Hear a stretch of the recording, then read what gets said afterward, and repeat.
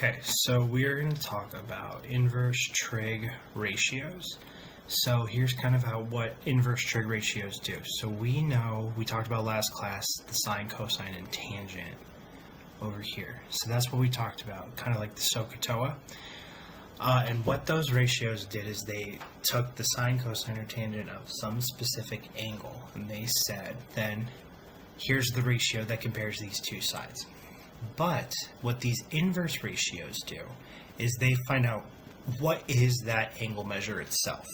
So they actually tell us, like when we were saying the cosine of angle B or the tangent of angle F, these inverse ratios actually allow us to find that exact angle measure.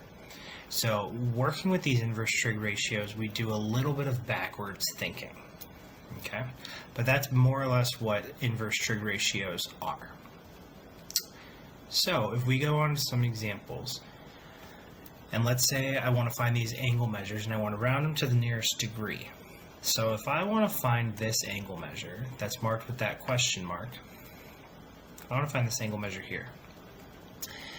Whatever side lengths you know, you need to ask yourself, what are they in relation to that angle? So in terms of opposite, adjacent, or hypotenuse. So looking at this angle here, I can see that this 59 is opposite it. So the 59 is my opposite leg.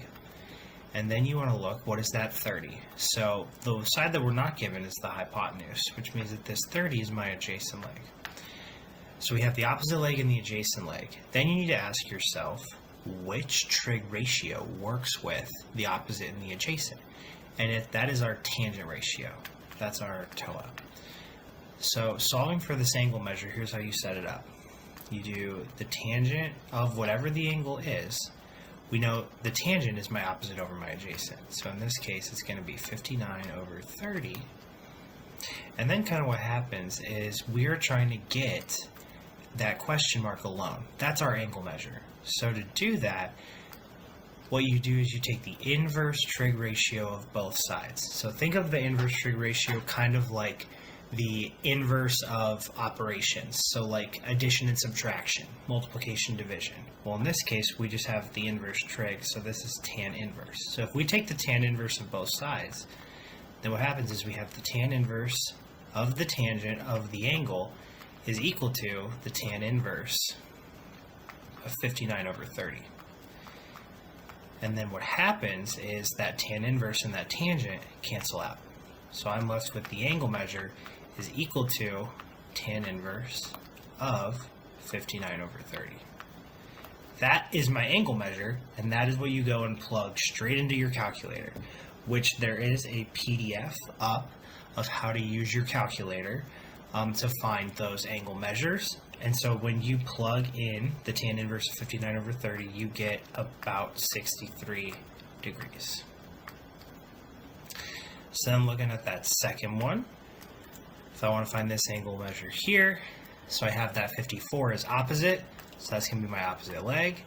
And then that 60 is across from my right angle, so that's my hypotenuse. So opposite and hypotenuse, that is working with my sine ratio. So I have that the sine of this angle is equal to 54 over 60. So then same kind of deal. We want to take now the sine inverse of both sides. So I get that the angle measure is the sine inverse of 54 over 60. And then when you plug that into your calculator, you get that this is about 64 degrees when you round that to the nearest angle measure. And then on to the last one, looking for this angle here, that 33 is adjacent to that angle. So that's my adjacent leg. The 35 is opposite my right angle, so that's my hypotenuse. So I'm working with my cosine ratio here, CH.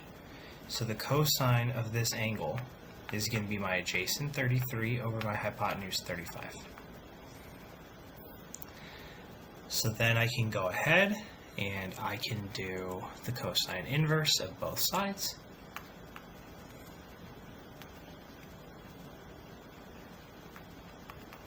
So I get that the angle measure is the cosine inverse